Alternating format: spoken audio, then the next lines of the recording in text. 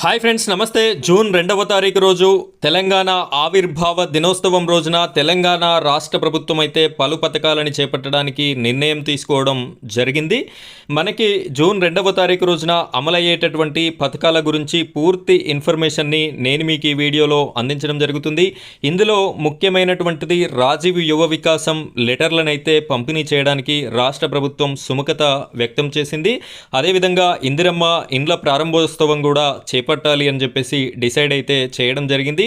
ఎన్నో రోజులుగా రైతు భరోసా నిధుల కోసం అయితే వెయిట్ చేస్తున్నారు. వారికి కూడా శుభవార్తనైతే తెలిపింది రాష్ట్ర ప్రభుత్వం. అదేవిధంగా రెవెన్యూ జీపీఓలు అయితే కొత్తగా నోటిఫికేషన్ ఇచ్చి వాటిని ఫిల్ చేయాలి అని చెప్పేసి రాష్ట్ర ప్రభుత్వం అయితే ఆలోచన చేయడం జరుగుతుంది. వీటన్నింటికి సంబంధించినటువంటి పూర్తి క్లారిఫికేషన్ నేను మీకు ఈ వీడియోలో అందించడం జరుగుతుంది.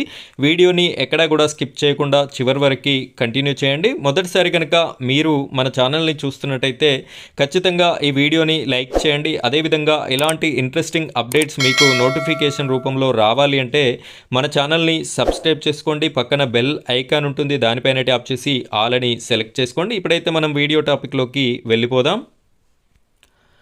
ఫ్రెండ్స్, ఇక్కడ చూడండి, ప్రముఖ దినపత్రికని నేను మీకు చూపెట్టడం జరుగుతుంది. ఈ యొక్క ప్రముఖ దినపత్రికలో రాష్ట్ర అవతరణ దినోత్సవం సందర్భంగా వరుసగా కొత్త స్కీములు ప్రోగ్రాంలు ప్రారంభం అని చెప్పేసి ప్రచురించడం జరిగింది. క్లియర్గా మనం ఇక్కడ చూసుకున్నట్టయితే జూన్ 2న రాష్ట్ర అవతరణ దినోత్సవం సందర్భంగా వివిధ ప్రభుత్వ పథకాలు కార్యక్రమాలను ప్రారంభించాలని రాష్ట్ర సర్కారు భావిస్తున్నది. దీంతో పాటు ఇప్పటికే మొదలైన స్కీములను స్పీడప్ చేయాలని నిర్ణయించింది. ఇందుకోసం ప్రత్యేకంగా మిషన్ 26 డేస్తో పలు కొత్త పథకాలు కార్యక్రమాల అమలును వేగవంతం చేస్తున్నది. లోకల్ బాడీస్ ఎన్నికలకి వెళ్లాలని భావిస్తున్న ప్రభుత్వం రాష్ట్ర ఆవిర్భావ దినోత్సవం నాటి నుంచి వరుసగా రాజీవ్ యువ వికాసం గ్రామ పాలన అధికారులకు అపాయింట్మెంట్ ఆర్డర్లు, ఇక్కడ రాజీవ్ యువ వికాసానికి సంబంధించిన లెటర్లు, అదేవిధంగా గ్రామ పాలన జీపీఓ అధికారులు ఎవరినైతే అపాయింట్మెంట్ చేశారో వారికి ఆర్డర్లని కూడా ఇవ్వాలి అని చెప్పేసి రాష్ట్ర ప్రభుత్వం ఆలోచన చేస్తుంది.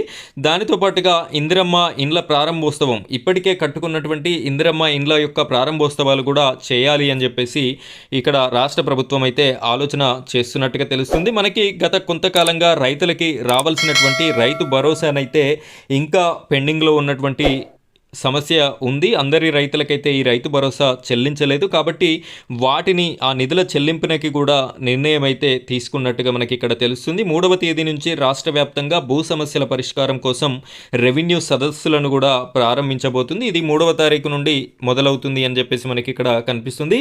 ఇక్కడ ఒకసారి క్లియర్గా చూసినట్టయితే యువ వికాసం ఇందిరమ్మ ఇండ్లపై ఫోకస్ అని చెప్పేసి కనిపిస్తుంది. మనకి 2వ తారీఖు రోజున మెయిన్గా ఫోకస్ చేసినటువంటి విషయం ఇవి 2 స్కీమ్స్, యువ వికాసం మరియు ఇందిరమ్మ ఇండ్లు. ఇక్కడ రాష్ట్ర అవతరణ దినోత్సవం రోజున ప్రతిష్టాత్మక రాజీవ్ యువ వికాసం స్కీమ్ని సర్కారు ప్రారంభించనుంది. యువత సాధికారిత ఉపాధి అవకాశాలను మెరుగుపరిచే లక్ష్యంతో రాజీవ్ యువ వికాసం స్కీమ్కి రూపకల్పన చేశారు. 4 నెలల్లో 5 లక్షల మందికి ఈ పథకం అందజేయనున్నారు. దశల వారీగా అమలు చేయనున్న ఈ పథకంలో తొలుత ₹1,00,000 వారికి సబ్సిడీ అందజేయనున్నారు. ఇక్కడ రాజీవ్ యువ వికాసంలో భాగంగా ఫస్ట్ విడతగా 5 లక్షల మందికి అయితే జూన్ 2 తారీఖు రోజున మంజూరు పత్రాలని, శాంక్షన్ లెటర్స్ని అయితే ఇవ్వడం జరుగుతుంది.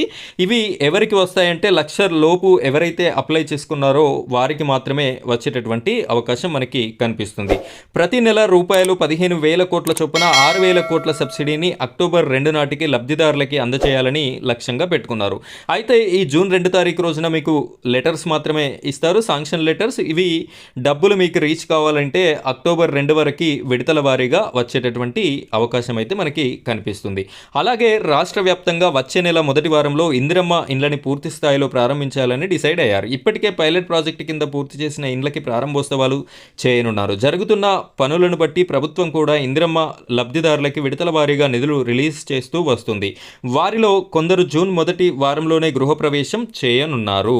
ఇక్కడ వానాకాలం పంట సీజన్ ప్రారంభం కావడంతో రైతు భరోసా పథకం కింద పెండింగ్లో ఉన్న నిధులని జూన్లోనే చెల్లించాలని ప్రభుత్వం నిర్ణయం తీసుకుంది. వాస్తవానికి మే నెలలోనే పూర్తిగా చెల్లించాలని అనుకున్నప్పటికీ ఆర్థిక పరిస్థితులు అనుకూలించలేదని చెప్తున్నారు. దీంతో మొదటి వారంలోనే పెట్టుబడి సాయం ప్రారంభించాలని ఇప్పటికే అధికారులని సీఎం రేవంత్ రెడ్డి ఆదేశించారు. సో ఈ విధమైనటువంటి పలు పథకాలతో జూన్ 2న ఈ యొక్క కొత్త స్కీమ్స్ కొన్ని, అదేవిధంగా పాత స్కీమ్స్ని పునరుద్ధరించడం, ఇలాంటి అన్ని పనులు కూడా వేగవంతమైతే అవ్వడం జరిగింది. ఫ్రెండ్స్, ఇది ఈరోజు మన వీడియో టాపిక్. ఇలాంటి లేటెస్ట్ ఇన్ఫర్మేషన్ అంతా కూడా నేను నేను మీకు వీడియోస్ రూపంలో ఎప్పటికప్పుడు అందిస్తూనే ఉంటాను. ఇలాంటి వీడియోస్ అన్నీ మిస్ కాకుండా ఉండాలి అంటే మన ఛానల్ని సబ్స్క్రైబ్ చేసుకొని సపోర్ట్ చేయండి. Thank you friends, thank you very much.